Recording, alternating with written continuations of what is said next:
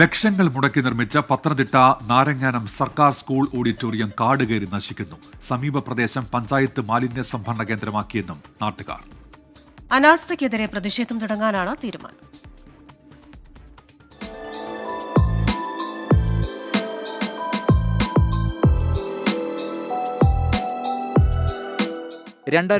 ഉദ്ഘാടനം ചെയ്ത നാരങ്ങാനം സർക്കാർ ഹൈസ്കൂൾ ഓഡിറ്റോറിയമാണ് കാടുകയറി നശിക്കുന്നത്. പഴയ സ്കൂൾ കെട്ടിടവും ഇതിനോട് ചേർന്നുണ്ട്. അവിടം പഞ്ചായത്തിന്റെയും ഹരിതകർമ്മസേനയുടെയും മാലിന്യ സംഭരണ കേന്ദ്രമാക്കിയതായി നാട്ടുകാർ പറയുന്നു. വർഷത്തിലൊരിക്കലെ സ്കൂൾ കലോത്സവത്തിൽ മാത്രമാണ് ഈ കെട്ടിടം ഉപയോഗിക്കുന്നത്. അതിനുശേഷം ഇവിടെ നിരന്തരം ഇവിടെ ഹരിതകർമ്മസേന വേസ്റ്റ് മാലിന്യങ്ങൾ കൊണ്ട് തള്ളുകയും അതോടൊപ്പം തന്നെ ഇവിടെ കാട് പിടിച്ച് വളരെ മോശമായ അവസ്ഥയിലാണ്. നിരവധി തവണ പരാതികൾ മറ്റും ഇവിടുത്തെ പൊതുപ്രവർത്തകരും ഇവിടുത്തെ നാട്ടുകാരും എല്ലാം പരാതി ഉന്നയിച്ചതിൻ്റെ അടിസ്ഥാനത്തിലാണ് ഈ പൊളിഞ്ഞ കെട്ടിടത്തിൽ നിന്നും അംഗൻവാടി താഴേക്ക് മാറ്റിയത്. ഈ ഇഴജന്തുക്കളൊക്കെ ഉള്ള സമയത്ത് ഈ കുട്ടികളെ യാതൊരു സുരക്ഷിതത്വവും ഇല്ലാതെ ഈ കാട്ടിക്കൂടെ വനത്തിൽ കൂടെ കൊണ്ടുപോയി പഠിപ്പിക്കുന്നതിന് തുല്യമായിട്ടാണ് ഇവർ ഇവിടെ ഇരുത്തി പഠിപ്പിക്കുന്നത്. കാടുകയറിയ കെട്ടിടത്തിന് സമീപത്ത് ഇപ്പോഴും കുട്ടികൾ പരിശീലനം നടത്തുന്നുണ്ട്.